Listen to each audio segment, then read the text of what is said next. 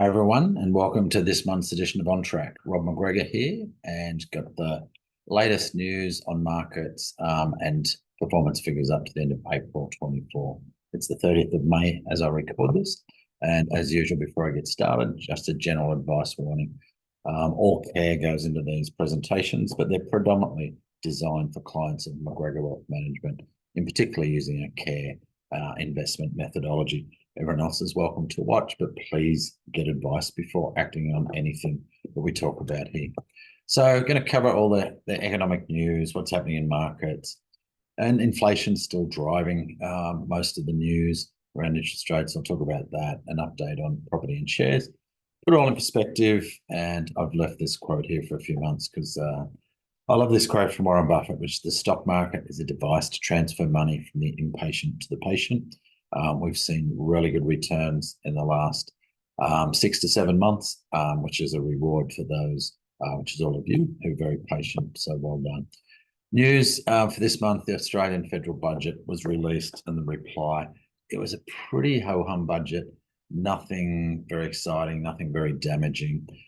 There's a modest surplus, but that surplus is not due to good government, just due to lucky country.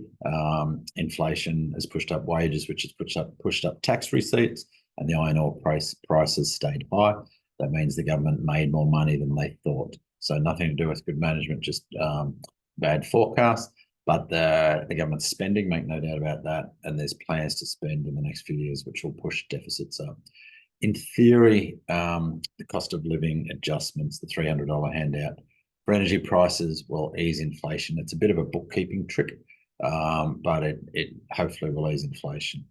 Inflation is sitting stubbornly above 3% in Australia and the US. If you look at my table of numbers here, the RBA cash rate unchanged again now for a long time. 9-day bank bill rates are sitting around that cash rate by 4.34%. 10-year government bond yields are up a fraction, but they're sort of stable as well. Aussie dollar up a fraction. But here's the numbers that came in the last day or two. So Aussie inflation, you can see the last 3 months, it's gone from 3.4, 3.5 and 3.6. Now, the monthly numbers aren't meant to be perfectly accurate. Wait for quarterly numbers always, but it's stubbornly above that 3% in the States. Similar, it went from 3.2 up to 3.5, down to 3.4. Now, we're talking differences of 0.1. The economists don't proclaim that it's perfect, but we can feel like that inflation is stuck a little bit above there, and there's no signs of interest rate drops until we start to see inflation looking like it's going below 3%. But keep in mind the Reserve Bank target 2 to 3%. So the market has expectations now that interest rates are going to stay steady until mid to late next year. Now, it gets hard to tell because fresh data can change this in a hurry, but read the headline as no immediate changes. There's some people talking about maybe a little increase, and the Reserve Bank wants to create the impression that that's possible to sustain spending a bit, but it's likely rates will stay steady for a bit longer than anticipated. Look, the Magnificent Seven, part of the share market increase in the States, a large part of it is from that Magnificent Seven, which I've talked about in the past. That's companies like NVIDIA, the chip maker for AI computers, but also Microsoft, Apple, Tesla, Facebook, and Google. And they're driving the growth in international shares. And you'll see when I get to the performance, international shares are strong. Australian shares really strong back since the end of October, where we went straight up to the end of April. But they're now starting to be a bit flat back to February. So Aussie shares flat, US shares are up. You'll see when we get to the numbers. And the short term, as always, doesn't mean anything, just interesting. But the share market's pretty much saying, well, we're sort of on hold, waiting for direction on inflation or interest rates. And I could have added there, or increases or decreases in profits. Sustainable profit increases drives prices up, but interest rates also have an impact. No change to mortgage rates, no change to term deposit rates. And you can see bottom left-hand corner, we're past the crisis of high inflation, but we're still stuck above where the Reserve Bank and the Federal Reserve want to be. Now, we're only just stuck above it, so I don't think it's a particularly big thing, but what everyone's scared about is it gets stuck into the wage system and inflation expectations, and that can lead to it lingering a bit longer, which will keep rates higher for longer. So we'll watch and see. In terms of the care portfolio returns, good returns. Everything down for the month as shares consolidate a bit, waiting for direction on inflations. But a very solid 6 months. You can see that as you scroll down the numbers here.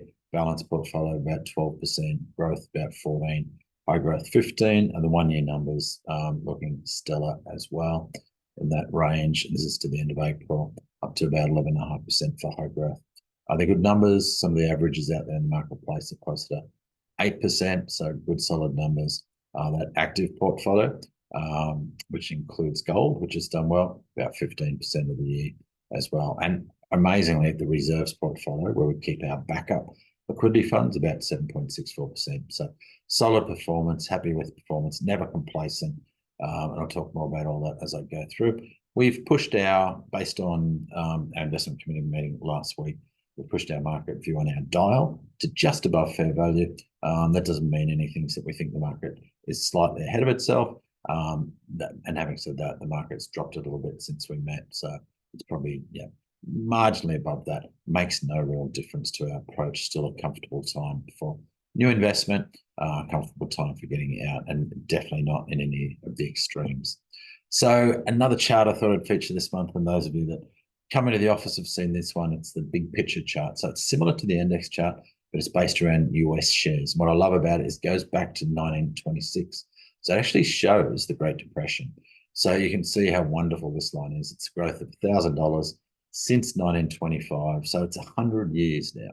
100 years. And if our great-grandparents had been kind enough to invest $1,000 in shares and reinvest the profits, in theory, that would be worth $12.7 million. Amazing what a little compounding does for 100 years. Now, and this shows neatly, 10% for US stocks over that period of time, 9% for a growth portfolio, 8% for a balanced portfolio, and then you get down to conservative portfolios, about 6%. Inflation during that period averaged about 3%.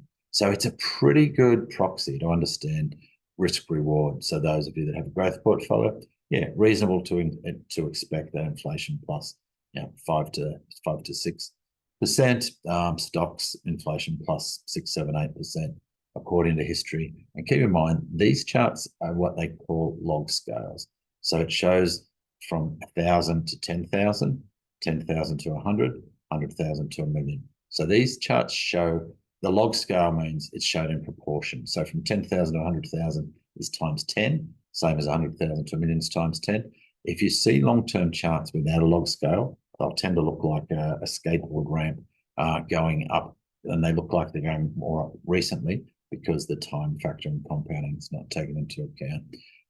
And a useful stock, a useful chart, you can see the fluctuations over time of market and booms, corrections, etc. in the blue, the bull and bear markets there, and you'll see this this is a chart we get from the States, just so we can also show a long-term return. You'll see the table here around US stocks showing returns from 1 year at 26%, and this is to the end of December last year, to the all-time averages, at about 10%.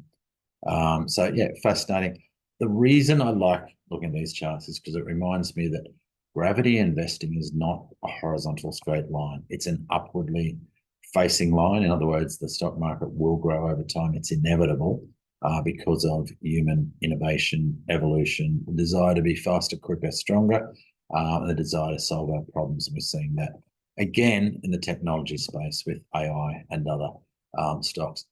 As I show monthly, this last 20 years shows our cycle analysis, what we call the wall of worry, very well. We had the boom, the bust in the mid 2000s, so 2004 through to 2008, around the peak or just before, and then the crunch, the GFC, one of the biggest ones ever, followed by an immediate rebound, and then in this wall of worry, where we've had more than 6 downturns in between of more than 12%. So we make no attempt to predict downturns of up to 20% because it is impossible. No one can do it. No one's got a history of doing it. And as Peter Lynch, one of the great US investors, pointed out in this quote, far more money has been lost by investors trying to anticipate corrections than lost in the corrections themselves. You're going to hear a lot of speculation again this year. It's an US election year. So people are going to be worried about lots of things. None of that will be material in terms of the longer term. It may or may not lead to slowdowns or corrections. And you can see here we've broken, I call these valleys of fear, these little wall of worry. So we've broken through another one, which is inflation, but we're not quite there yet. So we're still hovering, but markets are at new highs. You'll see the 10-year bond yield here. So this is, the yield curve at the top for the Australia and the US. And you'll see both of them are relatively unchanged over the last month. So in this stagnant period, waiting for direction, and you see that reflected. And these bottom two charts show the 10-year bond yield over the last 25 years. So our rate at the moment is lower than in the early 2000s, but higher than we've had since about 2011. So where it settles, nobody knows. We think a normal, with 2.5% inflation is probably 3.5 to 4, but the market never sits at normal. It's always on the move. So once again, all of that explains our wall of worry, and I won't go into that. We've just talked through that. And as I said, what we do aim to be mindful of is the downturns of more than 20%. Now, we're not saying we're ever going to be able to predict them, but we've certainly got measures in place that attempt to manage that. But what our dial attempts to do is say, at the moment with a dial of 8, a downturn of more than 20% is not very likely. If we ever get the dial, which I'm sure we will eventually, up to the 11, 12, 13, 14, FOMO, that would be when we've had a crazy boom. That is when there is more likelihood, but certainly not the inevitability of a downturn. And when we'd add certain measures in the portfolios, and both in your portfolios as well. But the key message always is what goes down goes up. All the downturns, even the downturns more than 20%, people that hang on through them recover strongly on the other side every single time. So in terms of our method up, 2 updates here. One, I thought I better check in on the latest Delbar study to the end of 2003, and it confirms what these studies have been telling us for over 30 years, is that the average investor does worse than the average investment. So if someone had bought the S&P 500 with $100,000 30 years ago, they would have achieved a 10.15% return, but have 1.8 million. But the average investor investing in US shares only got an 8% return, so they missed out on $800,000. This is a massive cost, and this is the cost of their behavior. So it's because they didn't buy and hang on. They bought and sold, they panicked, they ran away. And it's this result has been consistent over the years, that most investors, whether they're advised or unadvised, mess it up.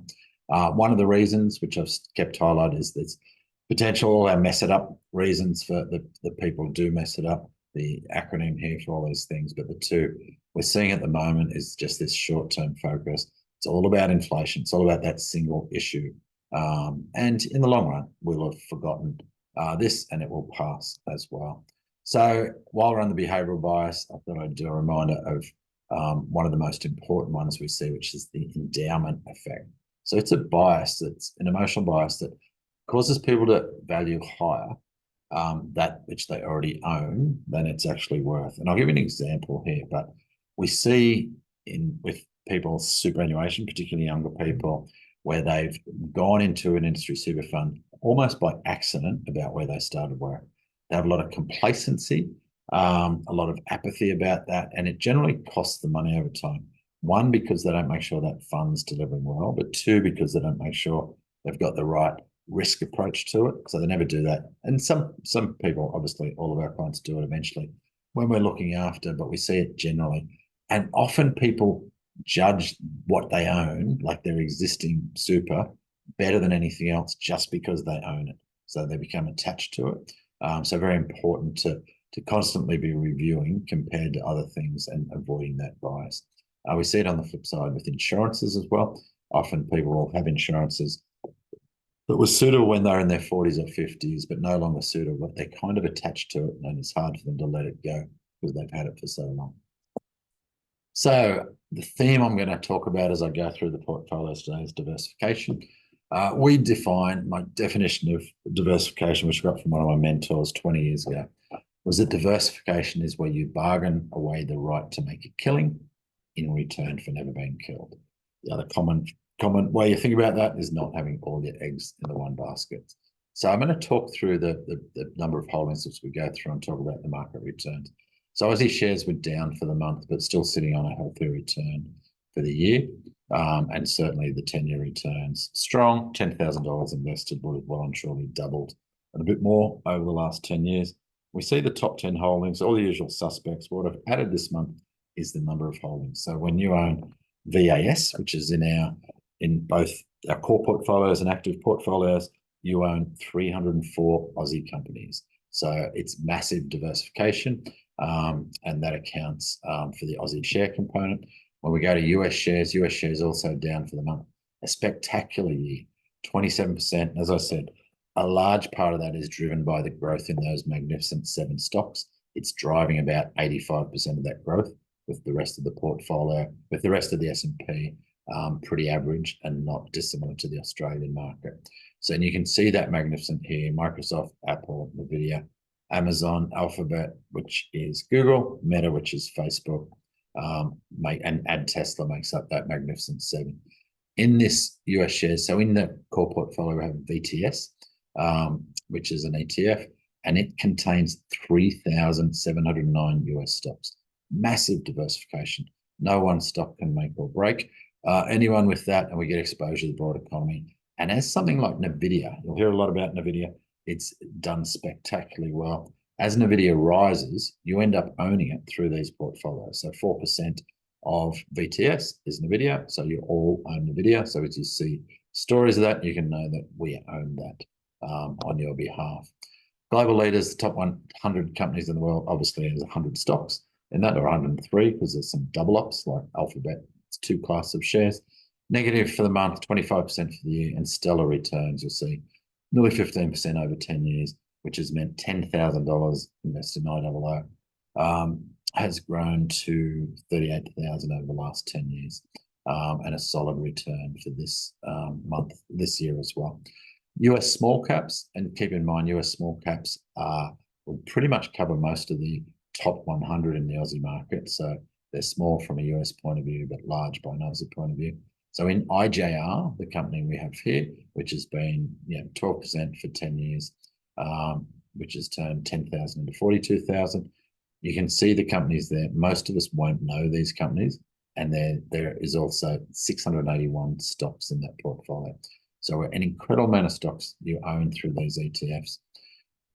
Then we get to emerging markets. It also has 1,200 stocks. Emerging markets has had a bit of a comeback this year, but it's been a pretty ordinary 5 years, and that's okay. We own a small percentage of emerging markets. We know in the long run they should outperform, but they go through more volatility as we've seen, and still are far better than cash return over the last 10 years, averaging about 5.7%. And you'll see some well-known companies, some of those will be well-known to you. Samsung, for instance, which is a Korean company, Taiwan Semiconductor, which also makes chips for PCs, the two big ones that people know, and of course the Chinese big tech companies, Tencent and Alibaba. So that's those.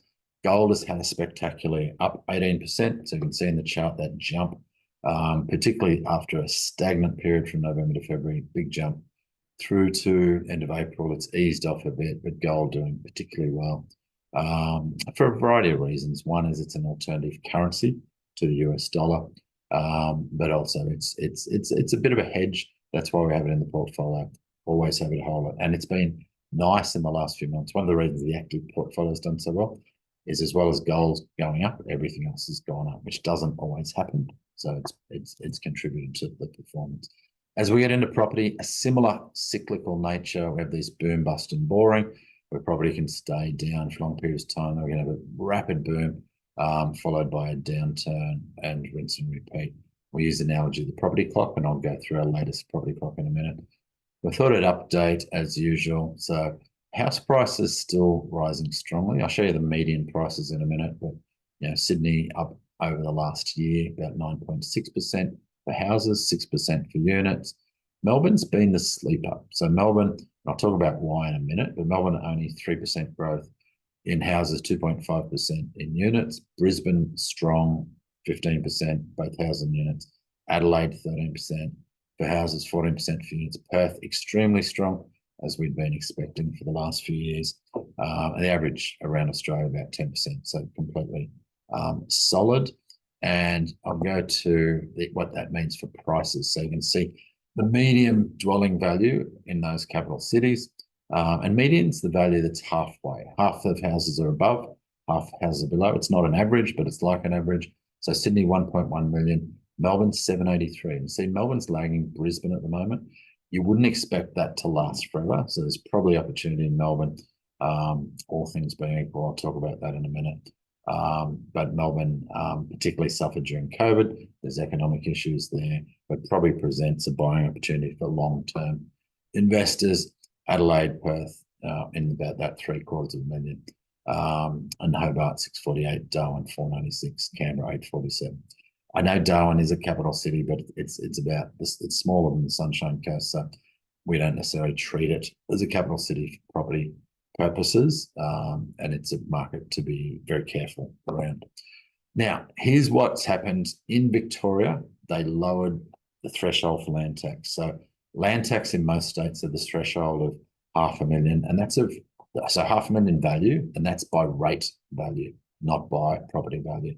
So in Victoria, because they were broke and they needed to raise a lot of revenue, they lowered the land tax threshold to $50,000. So every investment property now gets land tax. That's always been the case in ACT and Tassie, but not for any other states. So all of a sudden, land tax is collecting massive. So in Victoria, yeah, the land tax revenues jumped 300%. So that's caused grief in the market. It's causing some people to sell up. Now the market will adjust, and our gurus that we talk to believe it's probably a buying opportunity in Melbourne. Once again, property is a long-term investment, so only worth buying if you're making a long-term investment. And as always, get advice. Nothing's changed in the tailwinds. Last month, we dropped off a few of the tailwinds and headwinds, but it's still all about population growth.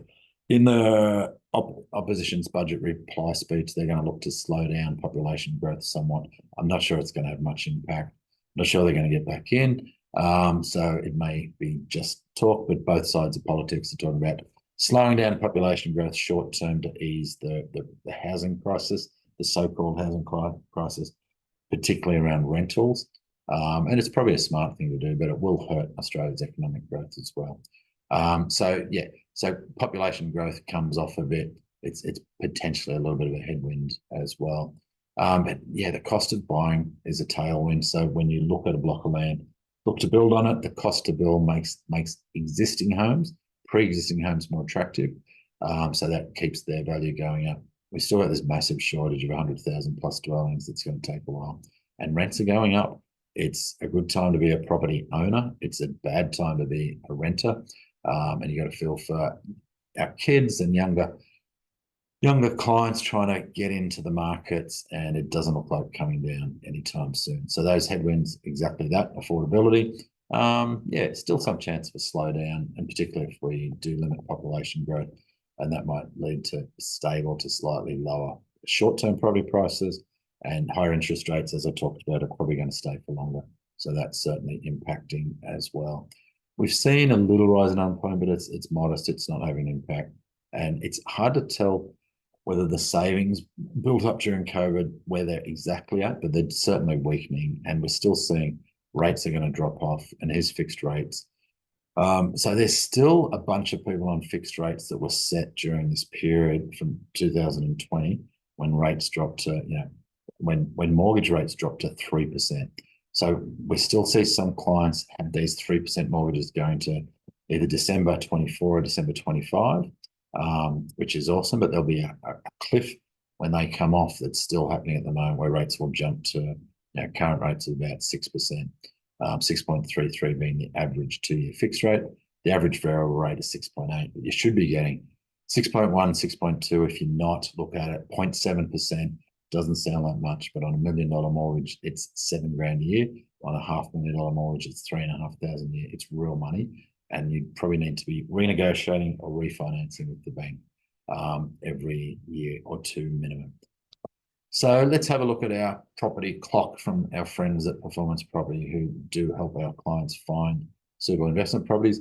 They've had us buying investment properties for some of our clients in Perth for the last 3 years, and that's seen stellar returns of up to about 50%. So very pleasing. You'll see most of the markets are on the left-hand side of the clock. So Buy value still around Perth and some of those regional centres there. Some regional centres there like Gladstone, Cairns. We tend to avoid those except for very particular purposes. A bit more mature, Sunshine Coast, Brisbane, but certainly not at the peak. We're not going down. And they're sort of saying the Sydney region, New South Wales in particular, a bit of downside risk. I must say, though, that those markets keep hanging on. And like I said, last year, up about 13%. So there's always somewhere to buy for those interested in buying investment property. For many others who are on the road to retirement, also looking at times to sell. So as properties, the best time to sell an investment property, one is never, for those happy to hold it forever. The other is after a boom. So as and we've certainly had that in some places. So it can be a good time to consolidate where that's needed for retirement. Once again, do your planning, get advice. We talk about your individual circumstances. So that's that for this month. As always, we believe that investing is always done as part of a real plan, and a real plan has goals based on you and what's important to you, and the portfolio is designed to meet those goals. We take a long-term view and we do all the important stuff: diversification, asset allocation, liquidity, and we make sure we get low cost for most of the growth markets, and that's going to be responsible for at least 0.5 to 1% of returns in the long run. And then protecting against that short-term volatility with enough reserves, so enough backup for our retired clients, and dollar cost averaging. That means just buying on a regular basis for our wealth building clients, and then we rebalance regularly. And as always, there's only 3 ways to lose money in the markets, and congratulations again, our clients just don't do it. One is panicking and selling when the market's down. The second is having to sell because people need the money. And the third is not properly diversified. Thanks as always for tuning in. I appreciate your attention and look forward to talking again soon.